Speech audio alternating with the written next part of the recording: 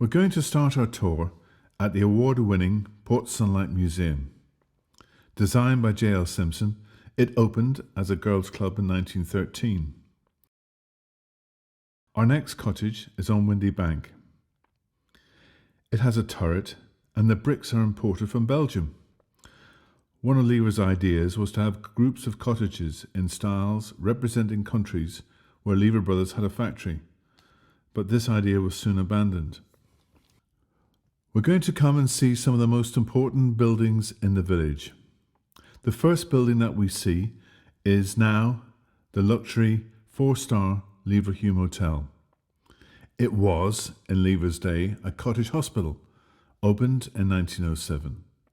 It had 3 wards, one for men, one for women, and one for children. At the beginning it totaled 12 beds, but then was extended to have 20 beds, and it also had 3 cots. There was an operating theatre, a dispensary, dentist, optician, waiting rooms, kitchen, laundry and bathrooms. And this hospital was staffed by a doctor, matron, 3 nurses and cleaning staff. Accommodation for the doctor and matron, and later for the nursing staff. It was Lever's desire for fresh air, and this was included in that the beds in the wards could be pushed out onto the patio. And if you go into the hotel's restaurant, you can still imagine this to this day. And it should be noted that this hospital was built 41 years before the introduction of the National Health Service. And in 1909, the death rate in Port Sunlight was half that of Liverpool. Our next building is the school, second in the village. Park Road had opened in 1896 with 90 infants and 92 seniors.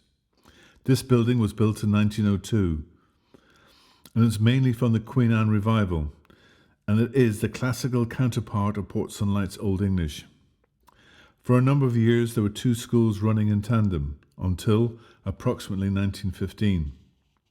The building stood at the edge of one of the main river channels, hence the deep depression at the rear with a playground remaining below ground level.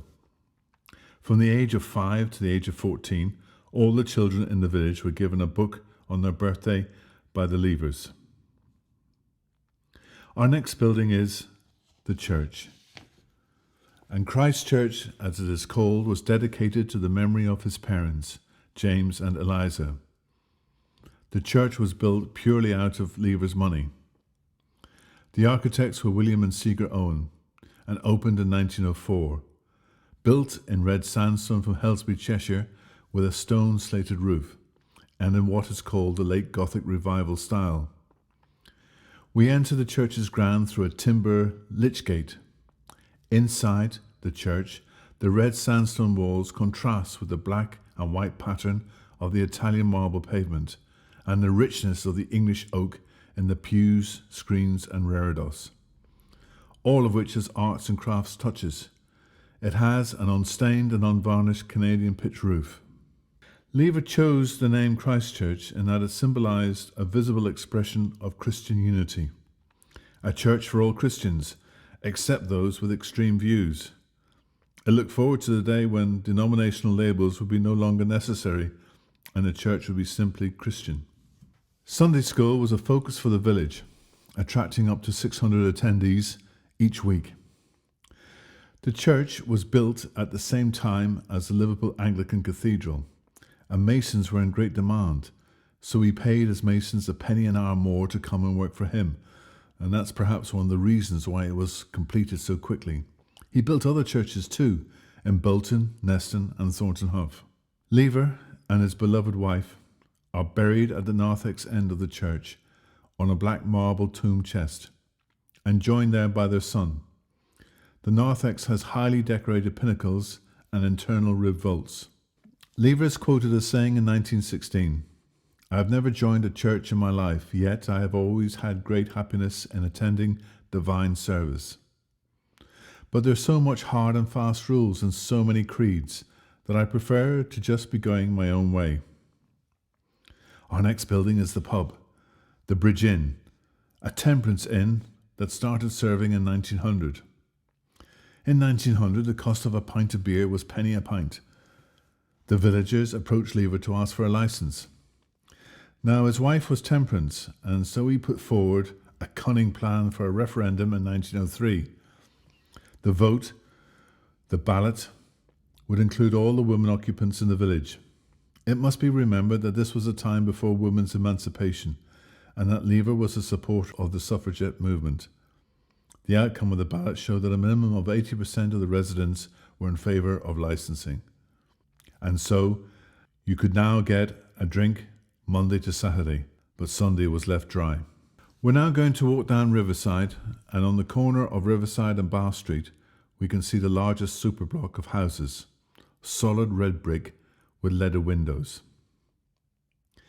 We're going to walk now through the garden, and I'm going to explain to you about the auditorium. And the auditorium, if you can imagine, was built in a classical Greek auditorium with no roof. However, even Lever could not hold back the British weather, and walls and a roof was built in 1906. It could seat up to 3,000 people, and dances were held here, but again there were certain rules. If you were a young girl of 18 and under, you would put your name before the social committee, and a partner was chosen for you. If we leave the area, we can now explain to you our own Titanic story. Across the road on 28 Park Road lived an Elizabeth Lever, who was a stewardess on the Titanic. Lever, who often travelled to America for business and who regularly used the White Star Line, who were the owners of the Titanic.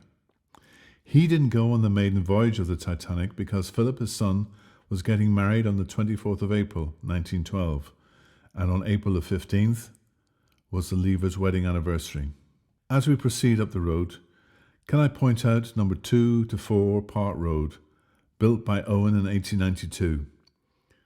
A copy of this block was erected at the 1901 Glasgow exhibition.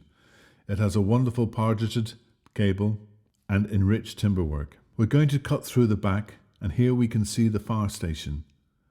The Port Sunlight Fire Brigade was formed in 1889 and it helped cover other parts of South Wirral. We're now standing outside Lever's Brothers head office. Its ornate entrance front is in the classical style by Owen and is the spiritual home of Unilever. Across from the head office is the Gladstone Theatre, built in 1891 and opened by William Gladstone himself. This functioned as a dining room for the men from the works until 1910, when a canteen was provided for the men in the factory. In those days, the walls were hung with Lever's collections of pre-Raphaelites to feed the minds as well as the bodies of his workforce. It served then, afterwards, as a theatre, seating 500, and is still in use to this day. Across from the Gladstone Theatre is the Heritage Centre, once upon a time the Girls' Hostel, built in 1896 by Maxwell and Chooke, who built the Blackpool Tower. It is of vernacular revivalism, half timber and bright red brick.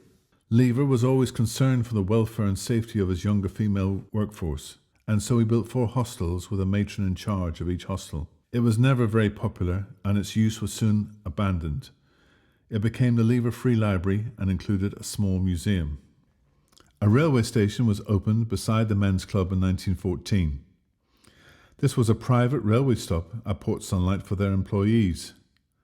It was also important for the visit of King George and Queen Mary in 1914, and they came to Port Sunlight for the laying of the foundation stone for the Lady Lever Art Gallery. Across the road from the railway station is what was the post office. It was originally the village shop and became a post office in 1894. It ceased trading in 2005 and is now a tea room. We're going to continue our journey down Park Road, and if we look up we can see the pargetry gables and the wonderful chimneys of the houses, some resembling barley sugar sticks.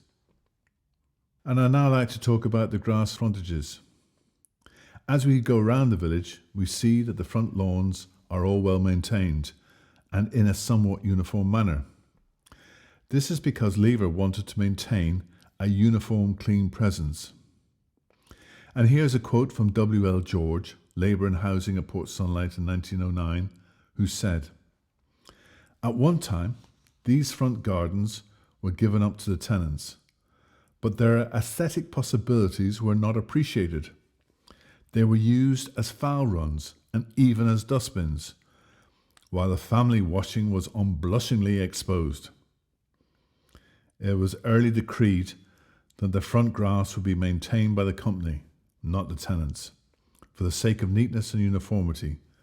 There were rules also for what plants you could grow outside your front door. To compensate for the loss of gardens, blocks of allotments were provided to which tenants could grow flowers and vegetables. However, the first couple of feet nearest the pathways should be given over to flowers so that they could give a more pleasant view to a passerby. That concludes part 2 of our mini-series of William Lever and Port Sunlight.